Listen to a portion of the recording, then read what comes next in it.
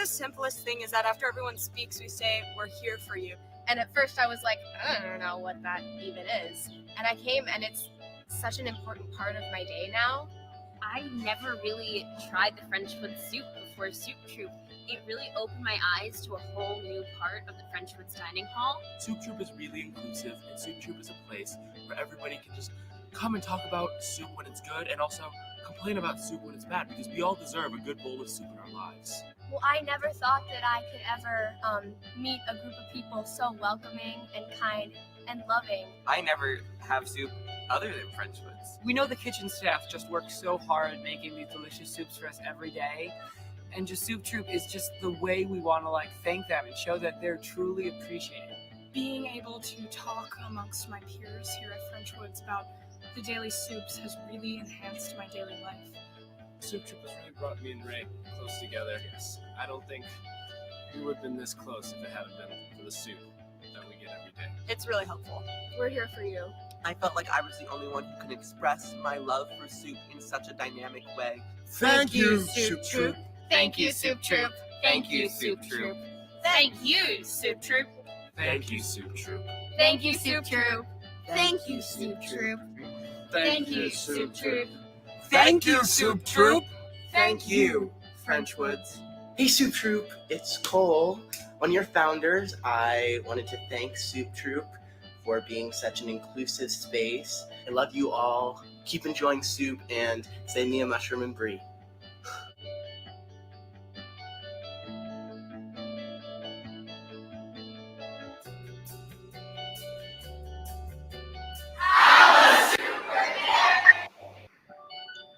Hello, I'm Danny. And I'm Danny, and welcome to Soup Troupe Online. Soup. We are so excited for this episode, you guys. we have such a stacked cast, and we are so excited to interview them today. So a little bit about Soup Troupe for those of you who are here for the first time. Soup Troupe was started by Danny, Colwright Shaner, and I at Frenchwoods Festival for the Performing Arts in upstate New York. We thought that there was a necessary need for the talk and discussion of soups every day. And so we had our little club, we met, we talked about soup, and just like that, we had over 200 members at each meeting.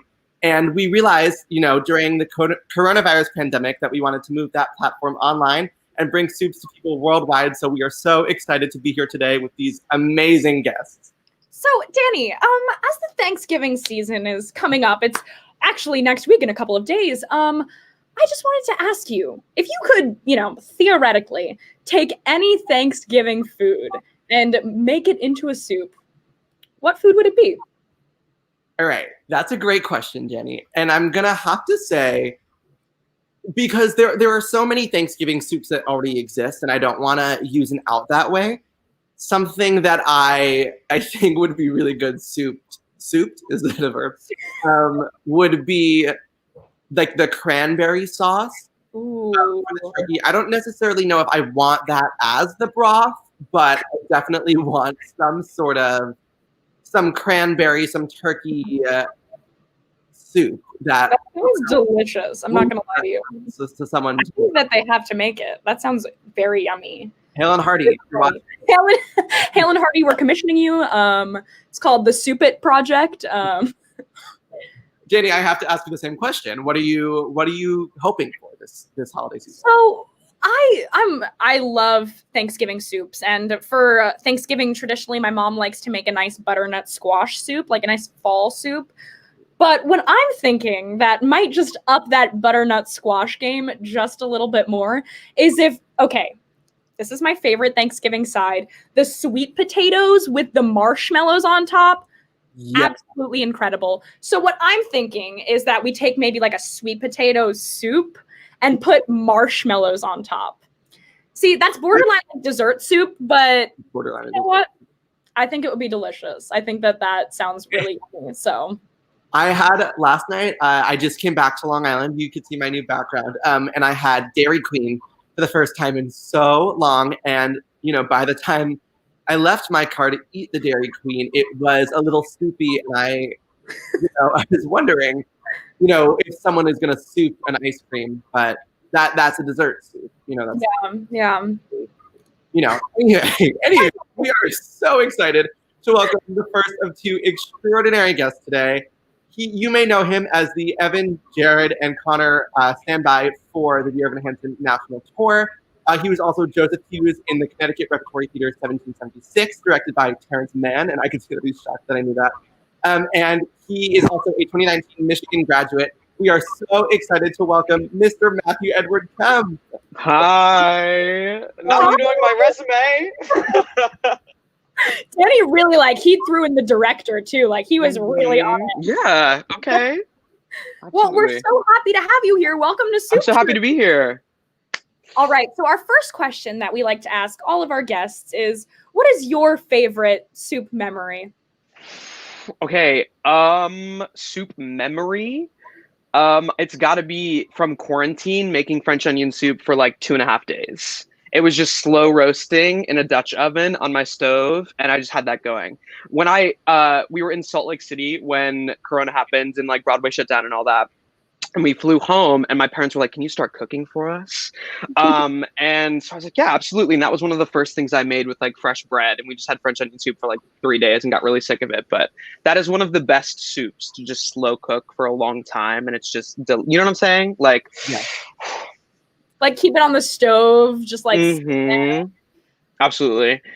Oh. Also, I'm going to go back to the first question that you guys asked, because the cranberry soup was genius, but I think you should do it cold as a gazpacho and then have a hot seafood on top, like a scallop or maybe a duck breast to imitate the turkey a little bit, but be a little more upscale. You know what I'm saying? I'm sold. We're gonna market that one to 50. We're gonna write that one down. Yeah. Could be on the menu.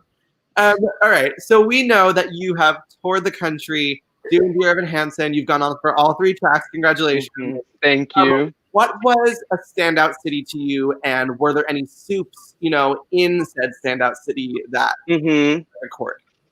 Okay. Standout cities. The top 3 for me are San Diego, Vancouver, Canada, and New Orleans. New Orleans, food-wise, we were only there for a week. But soup-wise, just the gumbo that we had there was sensational. I keep thinking about it in the oysters, too. That's not a soup, but they have liquid in them, I suppose. Yeah, absolutely. That sounds delicious. So on your special skills list, you have good manners, which I find very interesting. So I want to ask, what is the polite way to eat a soup? And if you were to eat soup on a first date, how would you eat that soup? Slurping. I would be eating it, and I would let them know that I really like soup. If you're, oh my God, there's I remember hearing once that if you're not slurping a soup or a ramen dish, it's considered rude in some places because they want you to know that you're really enjoying it. And I feel like if I think it was a date you said or something like that. Yeah, if you were on a date. If I was on a date, I would want them to know what they're getting into. So I would be eating the soup fully and enjoying myself because I love food, and I would want them to know that I'm going to enjoy food, not daintily, eating it very slowly, Yeah, I totally get that. Yeah. All right. So this next one is a bit of a hypothetical, if you will. Sure. So we know that you are a really good puppeteer, is what we've heard. And so if you were to have to puppet a soup, say we were doing Soup Troupe Live, or make this a concept piece, what would the soup be, and what kind of voicing would you use? How would the soup move through the space? I want all the puppeteering a soup.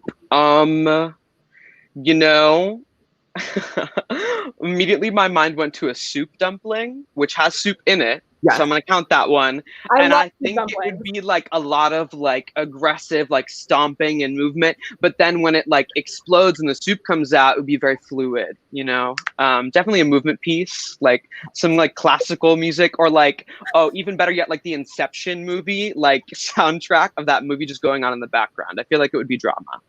Yeah. We love soup dumplings here. And by we, I mean, I really love soup dumplings. Yes. One of my favorite things to eat. I think that's an experience in itself. Absolutely. And it depends on how you eat it too. Do you want it in the spoon and then you cut a slit in it and put a little soy sauce in it? Or are you just eating the whole thing? Very brave. That's very, really very hot. brave. Yeah. Could spill everywhere. You have no idea. All right. We know that you are a gecko dad. Oh my Could God, you my baby. please tell us a little bit about your gecko? And if your Yes. gecko was to enjoy a soup, what soup do you think that your gecko would most like to partake in? Okay, it's really funny that you say that because he actually eats like a diet meal soup that you like mix with water, basically. That's like his normal food, and then he gets crickets as well. His name is Hermes. He's the best. What soup does he enjoy the most? He actually only eats one flavor, and it's figs and insects is what it's called. I tried to give him watermelon. I tried to give him mango. He didn't have any of it. He only liked the fig one. So that's what kind of soup he would eat. But yeah, I did get him over quarantine. I've always wanted a gecko. Unfortunately, I just moved to New York City, so he is actually with a breeder right now in upstate New York, and I'm gonna get him back in like 2 years after I'm done with tour and like officially moving back to New York, which is really nice of them to do. Yeah. Yeah. I was not expecting you to let us know that your gecko actually eats soup. Oh yeah, he does. He really does eat soup. I'm really, wow. He really enjoys it. It's the best because you can like hold the bowl up to him and he'll like lick it, and then like use his little tongue and then like go back in. We were writing the script and I was like, we have to mention this gecko. Danny was like, we should just ask what soups the gecko eats. And I was like, no, Danny, we cannot ask him what soups the gecko eats. He literally eats it. So there you have it. My first question for Danny was, how did you find out that Matthew was a gecko dad? Especially like the wording of that. It could have been like, oh, I think it's really in my Instagram bio, to be very honest with you. I think it really says gecko dad or something like that. Oh, that's funny. Really does. I was gonna say he's very prideful of this gecko dad. So like I felt as if the question would almost be like expected. Yes, yeah. I'm allergic to all animals with fur, so I can't have like cats, dog. I mean, it didn't stop my parents or my brother from getting a dog anyways, but it's hypoallergenic, which like isn't really a thing, but I digress. So I always wanted like a gecko or some sort of like non-traditional pet, and so finally happened. Of course. All right. Well, now is the time of day in which we're going to move on to our question and answer section for Mr. So Matthew. excited. If you have any questions for Matthew, you need to leave them down in the comments below. We will try to get to them all as much as we can. All right. All right. The first one comes from Anna Spenley. She says, Christmas is right around the corner. Instead of elf on the shelf, it's actually soup on the stoop. What is the soup and where is the soup? Okay, well, if it's on the stoop, it's outside and it's Christmas, so it's cold, or the holiday season. So it's got to be warm. And I'm immediately going to some sort of like hearty chili, but that's wrong. It's going to be Italian wedding. Because pasta, so you got a little carb in there, you got some meat, and you got that great broth too, and a little bit of spinach, so you think you're being healthy. Okay. I want to. You can go first, Danny. Go for it. I want to go back to the chili being wrong, and I would like to know why is that? Okay, because usually, well, you can have chili two ways. There's like the Texas way, which is no beans, which is the way that I prefer. But most people will have like beans in it, which I think is like too hearty for me. I'll get like 2 spoonfuls of it and be like, this is it. Let me just eat the cornbread and be done. But like chili's not wrong. You can have chili, but for like a really cold winter night, I want to be like comforted a little bit more, if that makes sense. Yes. Anna, I would like to say thank you. Soup on a Stoop made Great my question. entire day. I really, really liked that, and I will be coining the phrase as a trademark here on Soup Troop. You've made history, Anna. All right. We have from Sam Vanna. She says, if you had to make a soup for your worst enemy, what would you make them and why? That's a very difficult question. For an enemy, I feel like I would like to say I don't have very many enemies, so this is not a question that I would think about normally, but if I were to have an enemy, maybe something really acidic. If I knew they had like acid reflux, that's kind of evil, but like a tomato soup or something like that, but like extra tomatoes and like really spicy or something so they can barely get it down. In my mind, it's a setting where they have to finish the soup, even if it's not good, to be polite, you know what I'm saying? So something that's hard to digest. Yeah.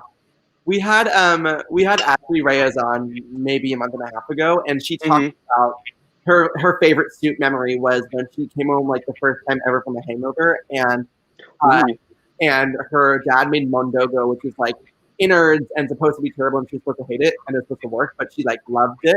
Yeah, So you just have to be careful that exactly. Like a great hangover cure, but like, do you want to be eating that every day? Probably not. Right. Absolutely. All right. This next question comes from Mark Quackenbush. He says, Mark. if there was a soup shortage, God forbid, and you could choose any one type of soup to eat for the last time ever. Oh my God. What soup would it be and why? For the nostalgia factor, solely tomato soup. Because if it's done right and you have a grilled cheese with it, nothing can beat that. I don't think anything can. Okay. I respect that. I agree with you there. Also, it's like easy to find. Like tomato soup is never the thing that's like out of stock in the shelves. You know what I'm saying? They always have it. It's always available. But I guess if they're running out, you would have to stock up. But yes, tomato soup. Yeah, I do feel like if there was a soup shortage, like there would still have to be a tomato shortage because there's not much else involved. Yes. Yeah. It's so weird that it's a fruit too, but we don't have to get into that. Ellie Perlman says, as of Hermie's suggestion, would you ever consider trying fig and insect soup? Instead of like the prepackaged meal? I would rather not cook insects. Maybe that's like the American side of me that we don't eat that here and like that disgusts our palates. But I don't know if I personally could like sit stirring a soup with insects in it on the stove. But like if Hermes really wanted it, yeah, exactly. Like if Hermes really wanted it and like could speak to me in some way, was like, please make me this like for my birthday or something, I'd be like, all right. And I'd wear like goggles so I didn't have to like see any of the fumes and like nose plugs or something. All right, 2 years time. I think that's gonna be it. Yeah. Victoria Mositis says, you have a bowl of soup in front of you. Oh, okay. I knew this. Okay, continue. You all Evan's cast. Would you be able to eat a spoonful with the cast on, or would you have to find an alternate way of eating it? Okay, so I actually have my cast for my debut. And it's literally on like my like hanging rack of clothing. But finish the question one more time. Would you be able to eat a spoonful with the cast on, or would you have to find an alternate way? You can still move your fingers a little bit while you're in it. So every show they do a real cast and it takes like 15 minutes to put on. It's very restrictive when it's actually on. And then they cut it in intermission when like time passes and he heals. But I think I'm also not left-handed. So I think I would be fine eating the soup. But if I was, I think I'd still be able to do it. Mm-hmm. I love that it was like readily available. Yeah, it was like it's literally like it hangs on top of my like little like clothing rack. I'm literally like, LMM123 says, you walk outside on a cold winter's day and take in the beautiful scenes that winter has to offer. Specifically icicles, but plot twist, they're made of soup. What soup is it? Bone broth in a dream. I feel like that's definitely what it is. Like really, really good bone broth. And you could just like sit under it and like wait for it to drip if you had no food, you know? Survival techniques. Yeah. All right. You're in New York, so I'll have to tell you, Bordeaux Broth Company is the best bone broth you're going to find. I didn't even know this. Danny and I talk about this pretty much every single episode. Really? Like, without fail, we will bring up like the fact that we ate Bordeaux broth and like we had bone broth out of a coffee cup. It's a common topic here at Soup Troupe. Honestly, it's a great meal. You can just eat. It's so filling too, out of nowhere. You're like, how am I like full after eating like, not eating, but like drinking like a cup of this soup? It's like, Absolutely. All right. This question, take what you will from it. Stephen Gagliano says, my question is, can we go on and get soup? Hi, Stephen. Can we go on a date? I am single and I am in New York City. So Stephen, I am a gay man, so that is completely possible. We have soup. You know what? Actually, on a first date, because coronavirus is happening, if we're not eating outside, let's imagine Corona isn't happening, I would probably make a soup. Because I love to cook and things like that, so I would love to show off in that way and be like, this is what you would be getting in the full package, is me cooking. That's my answer to that question. You heard it here. Yeah, you heard it here, folks. Episode at the wedding. Stephen and Matthew, we wish you the best. I actually, little fun fact, I did write a cookbook in high school, actually, and there was a soup section. Okay, lit. Justin Parrish says your 2007 Toyota Sienna requires a much-needed oil change. Jesus. Only change it without a soup. Change it with soup. Thank you.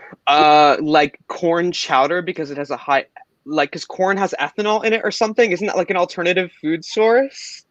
Really getting nerdy on us here, but like, wouldn't that kind of work? Maybe. I don't know. Corn chowder is the answer to that question. Wow. All right, and this is going to be our last question for the day, but I do have to admire how quickly you're coming up with these answers. I really respect the soup knowledge. Thank you. This comes from Kyle Johnson, who says, "What do you think Evan, Connor, and Jared's favorite soups would be?" Ooh, that's a hard question. Okay, Jared is like matzo ball soup, classic, Jewish, like New York. That's like the essence of him. Connor,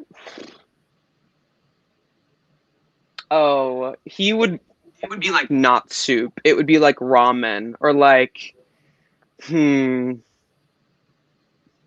like a soup dumpling in like a brown butter sauce. He'd be like, oh, I don't even like soup, but like if I were to, this is what it would be. And then Evan is like classic chicken noodle, like, please, like just the most basic. His mom makes it out of like a Campbell's can, and then like Heidi gives it to him, and he's just like, all right, thanks. Like, it'd be that. Or, okay, wait, changing the Evan, like broccoli cheddar. That sounds about his kind of basic, Mm-hmm. Broccoli cheddar is my favorite soup. That is, it's the best soup ever. Panera you and my Evan both. That's it. That'll be the one. Broccoli cheddar soup is amazing. So good. Steven's got another thing coming. Evan, Matthew and Danny. Classic. I actually, you know what? Now that we're talking about it, I have a bone broth, broccoli and cheddar soup in my fridge defrosting right now to make later because of you guys. So soup. We're glad that we could bring more soup to your life. Thank you. I have been thinking about it recently, so I'm very happy about it. I'm glad. Thank you so much again. Yes, Matthew, thank you guys for having me. That's all the time we have today, but thank you. You have been a delight, and we have so much soup knowledge, not only about you, but also about your gecko. So thank you so much for that. Yeah, thank you guys for having me. Absolutely. Will everyone join us at home in a 1, 2, 3? We're here for you. Thank you so much for coming on. We will see you so soon.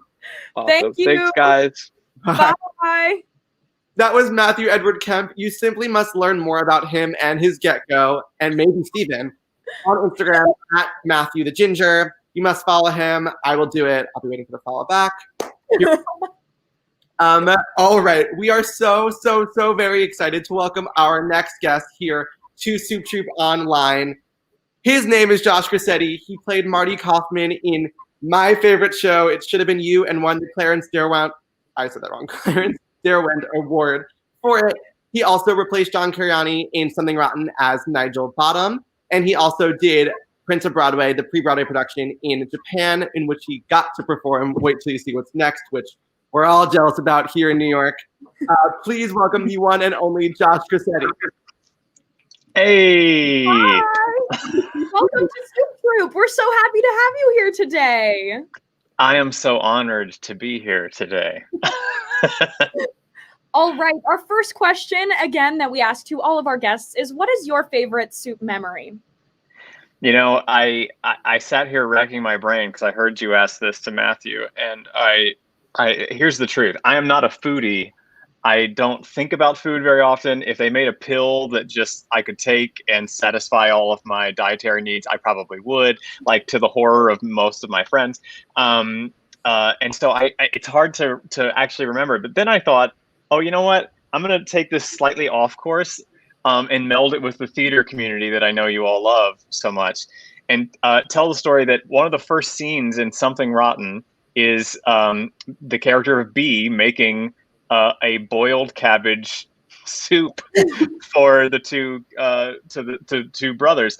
And there was a night, obviously she's not actually, there's nothing in the bowls. She has a big ladle and she's pantomiming everything. But we have the prop bowls and the spoons and everything. And all of our costumes were just huge and bulky and had a lot of dangly bits. And one night on the tour, because I closed the New York production and then went on tour, all with Rob McClure as my brother. And one night on the tour, Rob, his costume caught the bowl as he got up from the table to leave, and so he threw the bowl off the table. There happened to be a prop. This is my only story about this was I was just so, especially by the time you're deep into tour, like a year into the show, you're so bored with the normal thing. So anything that changes, you're like, ooh, something happened, and so B has a prop rag that she never used, and they used to talk about cutting it, and they're like, just leave it. Who cares? And so that night he dropped the thing in the middle of a song. They're like singing over so they're all singing. I'm sitting there looking at this prop bowl. I got up from the table, went and got the prop rag, got down on my hands and knees and cleaned up the soup that had fallen since he knocked the bowl off. And it took me the whole song to like clean the table, like get it off the floor, put the bowl back. Like it was a whole thing. And of course it just made my week on tour to be able to pantomime cleaning up soup off the floor that was not actually there. So that was kind of an indirect way. It's not a real soup story. It's an imagination soup story, but it's one that I remember and prize. You took it a step further as an actor. You really did the action. You actually did it. Well, you know what? Because that's what the reality was. Living in that moment, what needed to happen. You can't just ignore that soup is all over the floor. You got to clean it up. So I did. Acting is reacting. So, Sandy Meisner, right here on Soup Troupe. All right, we're getting very deep into the actory stuff now. Okay. Oh, and I apologize to everybody watching. I'm in the process of moving, so you can see just boxes and all of the wall hangings are coming down, and it's chaos in my home. But for you, I'm willing to bring it in and show the public. We're honored. So we know that you did the production of Prince of Broadway out of town in Tokyo, and we were wondering there's got to be some cuisine stories from Tokyo. Are there soup stories? What can you give us? Well, I mean, ramen in itself is basically a soup. I mean, and I honestly, when I first got to Japan, that flight is something like 14 hours from New York, and it's insane. And your clock, I don't usually have jet lag, but this was like a world of hurt. Like I would wake up at like 3 a.m. and then I'd want to be asleep again by like 5 or 6 p.m. Like it was just, everything was just wrong. And we didn't have time or the mental, because we got off the plane, we slept for like 3 hours, and then we had like a run through of the show the next morning in Japan. And there wasn't time to acclimate to what was happening and to like explore anything. So the first thing I did, I just saw ramen and I was like, well, I know what that is. Because so much of the other things, I had no idea what they were even advertising. I had no idea what I'd be putting in my mouth. And I was just like, I can't risk this. I have to go with ramen. So I lived off of ramen in Japan for at least like the first week. And also the salt content is so high. Like I like ballooned. I was just this bloated, salty blimp. It was just, but it was also the most delicious thing. Like ramen in Japan, like you can talk, everybody talks about it. Oh, I visited the place where this sort of originated and it's so much better there. But it's like having like gelato in Italy. Like it's just we don't get it right here. And when you go to get ramen in the States, you're like, it tastes, it's like the Campbell's equivalent somehow. You know what I mean? Like it's not, it doesn't pack the punch. It was like creamy and delicious, even though there's no milk in it. It's like just weird, but delicious. So anyway, that's my Japan ramen story. So also know that you're not only an actor, but a teacher, and you're also a coach. And we were wondering if there are any soups that you like recommend to your students, or if there are any soups that inspire you like as a teacher. The short answer and the real answer is no. The elaborate answer for the sake of this group. I don't think I've ever actually recommended a soup to anybody other than I am a very diehard fan of Trader Joe's, which harder to come by in New York, but in LA, it's like they build one every other. It's like a Starbucks here. So, and they have some delicious soups. They used to have one called sweet potato bisque, which was heaven on earth, and actually very close to what you were talking about, Danny. Oh, you're both called Danny. I don't know how to address you. Female identifying Danny. It was sweet potato, but so sweet and savory at the same time. The idea that you could put like roasted marshmallows on top of that might have literally accommodated what you were asking for your Thanksgiving dish. But anyway, there's that, and then now I think they've either discontinued it or they just don't carry it right now. They've been out of it for like 2 or 3 months, so it makes me fear it may have gone away. But not to fear, they also make a roasted pepper and corn. I don't know if it's a bisque, but it's like it feels the same. It's like a creamy base. Really delicious. Both of those that I just mentioned are dairy free, which is important for people like me who cannot process dairy. So if I was going to recommend something to students, I would probably recommend that. We love inclusive soups here at Soup Troupe, so thank you for sharing that. All right, this question is very important. So you originated Marty Kaufman on the Broadway Company. So we were wondering a myriad of questions about that and soup. Number one, how different was Broadway Marty from the Village Theater Marty, which we know that you were not a part of? Like, how much development was left in between the two roles, number one? And number two, if you were to, originate a soup, what kind of soup are you originating? Where are we finding it? What's it called? What's in it? What's the broth? All the answers. Okay, so first of all, tell me the difference between Broadway Marty and what Marty? The Marty at the Village Theater in like 2012. How much development? How much of Josh is in the Marty that we know now? Oh man, Marty only grows over time. He only deepens in character. And I'll tell you this: if you know the Broadway cast album or the original show, the original Broadway show, the line was actually changed from the first incarnation of it to the later one because of me playing it, only because of the type. The original line at the end of the show when Jenny says, "I'm never going to be thin," which is such a powerful thing to say for a woman, and to say to be held up by that, and it's such a sensitive, a vulnerable thing to say, and for him to come back with something.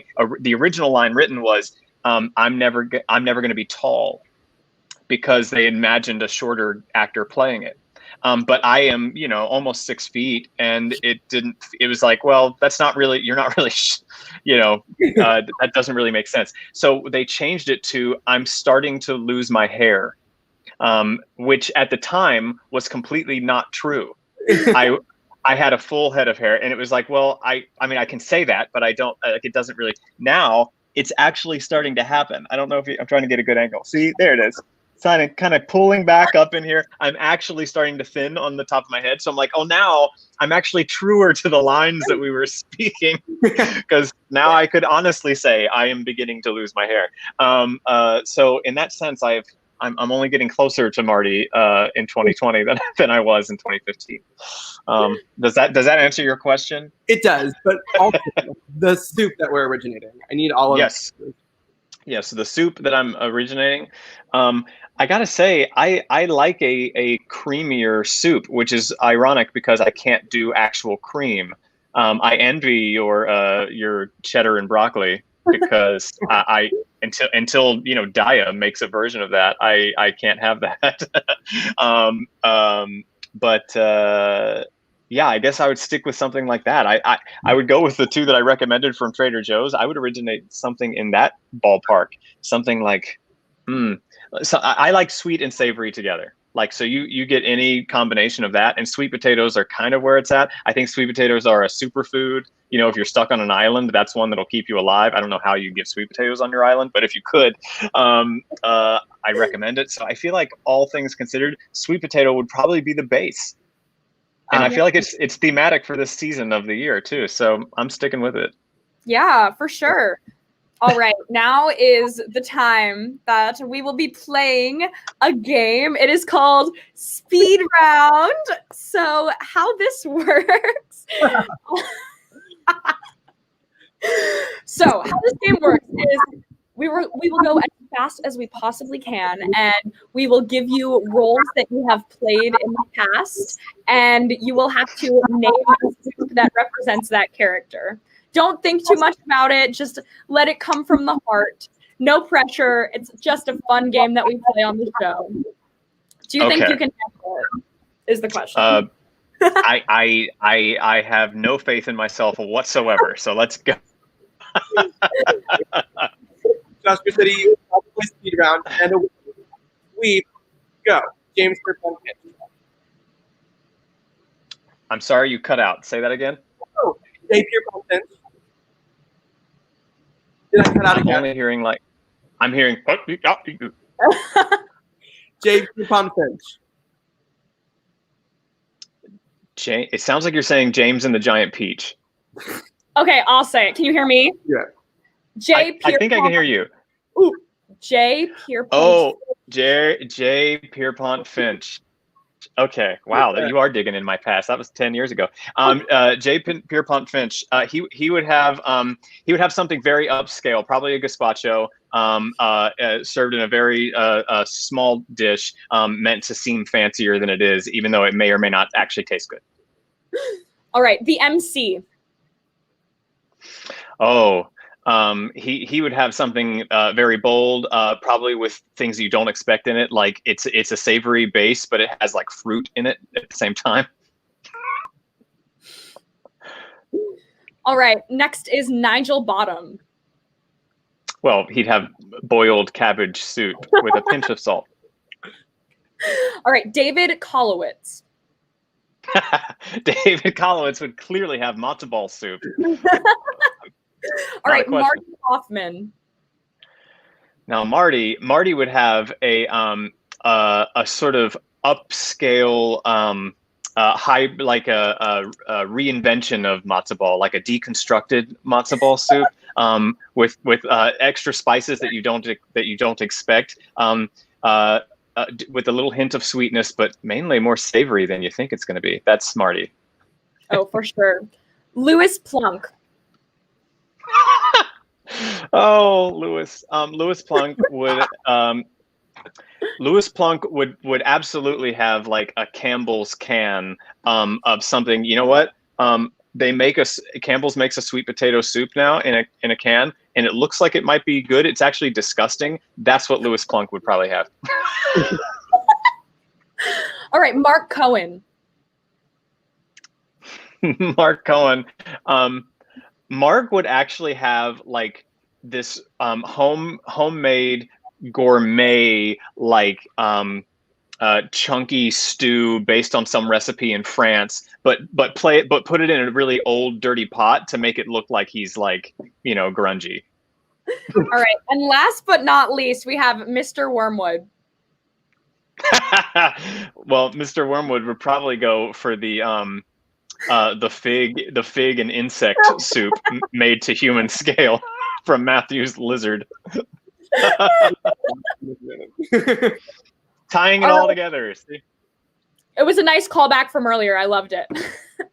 Thank you so much, Josh. You just completed speed round. Congratulations. Whew. Done. You made it out that you were going to fail at that, but you really did very well. I'm thoroughly impressed. Well, once I could hear everybody, then I was like, okay, I can do it. Yeah. Sorry for the technological glitch there for a second. Not at all. Okay. All right. Now is the time that we have our Q&A section. Let's see. Can we hear Danny? Questions down below. Yes, perfect. Yeah. Leave your questions for Josh Grisetti down below in the comments section, and we will try to get through all of them momentarily. All right. Ellie Perlman says, you're taking an advanced jazz funk class at the infamous Broadway Dance Center. Infamous.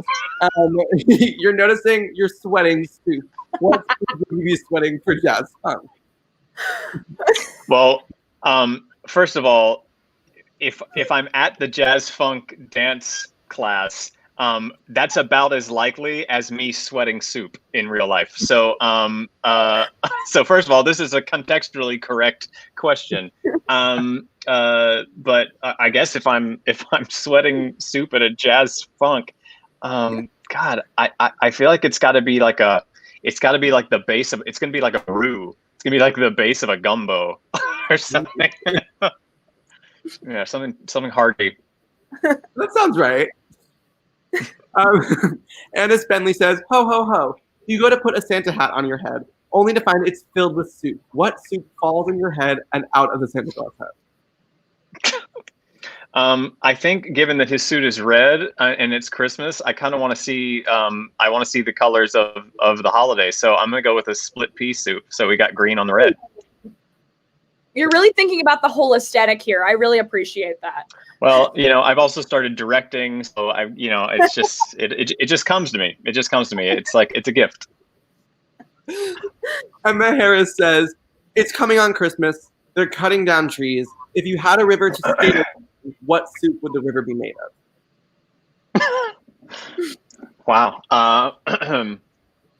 I guess again, you know what? I'm going to give you the opposite here. You gave me trees, you gave me the snow and the frozen off river that I'm skating on. I'm going to go with red to keep the thing. So I'm going to put tomato soup in that river. Why not? Absolutely. All right, we are back with Stephen Gagliano. He wants to know, if you were a soup, I would have to say you'd be a broccoli cheddar. Do you agree? If not, why? What would you be? I would something right there. Yeah, there's a lot of audacity in that question. First of all, but I will say I don't think it would be a broccoli cheddar because I'd just be crapping my pants, which is an entirely different sort of soup scenario. But I would probably, I'm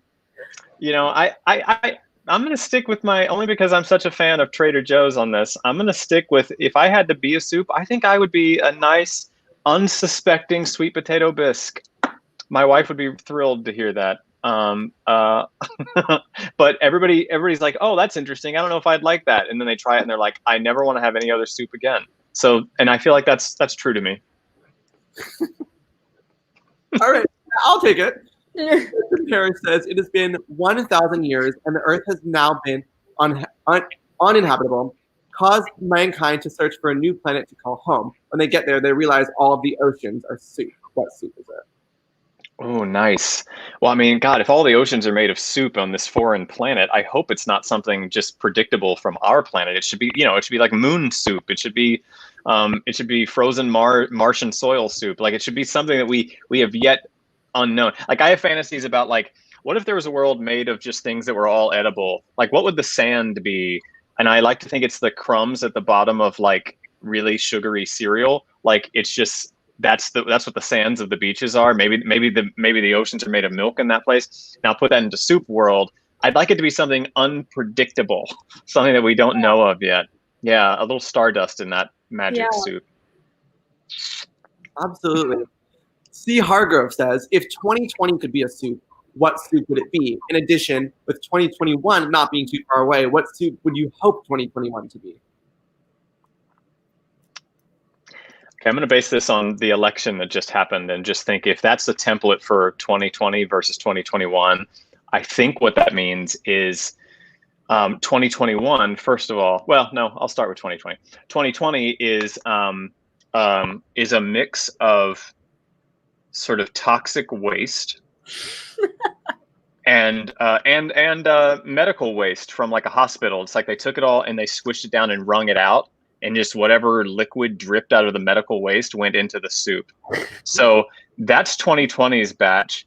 And then from there, we look at that and then we're like, you know what do I want 2021 to be? And I think what the nation has decided here anyway, is I just want the most boring, like something that will not upset my digestive tract. Just give me like chicken noodle soup and like hold it, just make it simple, mainly just broth. I don't even want to have to chew it. I just want to be able to gum it down. Like just simple baby steps back into eating again. That's what I think. That's where I think we are. I would have to 100% agree with you there. That was so wise. I would 100% agree with you. Dara Barinholtz says, specifically, you've opened a show at the Circle in the Square.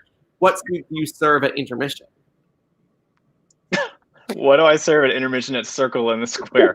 That is so specific. You know, I'm gonna go with the only show that I really remember. I am at Circle in the Square. It was Spelling Bee, so I'm gonna go with like the alphabet soup. Yeah. You like that? Yeah. All right, this is our last question for today. It comes from Trevor Shingler. He says, if you had a pet soup, like a dog, but soup, what would you name it and what soup would it be? That's a good question. What would I name it and what would it be? You know, I think I'd do this given where my interests are at the moment. Thanks to just what's streaming right now. I'm going to name it Baby Yoda. That's the name of the soup. And the soup is like a Star Wars themed soup. I'm going to stick with that theme, which means that the base of it is probably going to be like that weird blue milk that they serve at at the Star Wars place at Disneyland. And then, yeah, something. Actually, I think that is probably the whole soup. There's just something sprinkled on top, and that is probably something really mundane and simple, like I don't know, dehydrated apple. But they'll say it's like, you know, some bantha, you know, lard scraping or something. I don't know, but that's what the soup is and how I name it, Baby Yoda. Amazing. That is all the time we have today for questions. So I just want to say thank you so much, Josh, for being with us today. Please make sure to order Josh's book, God in My Head, available on Amazon. And please make sure that when everything gets back to normal, check out Josh and see what he's up to, because obviously he is an awesome person and we can't wait for the world of performance to get back to see what you do in the future. Me too. Thanks, guys. This was a pleasure. Absolutely. Thank you so much. Will everyone at home join us in giving Josh Grisetti a 1, 2, 3. We're here for you. Thank you. And so I'm much, here for you. Yay. Thank you so much. Thank you, guys. That was Josh Grisetti. You simply must follow him on Instagram at Josh Grisetti. You can get the link to go to Amazon and buy his book. You must follow him. He's absolutely wonderful, and we are so excited to see everything he does in the future. Make sure to follow us on Instagram, like us on Facebook, and subscribe to us on YouTube. You can read more about Soup Troupe online on BroadwayWorld.com, and the link is in the description below. That being said, this has been a wonderful episode of Soup Troupe Online. I'm Danny. And I'm Danny, and thank you for joining us at Soup Troupe Online.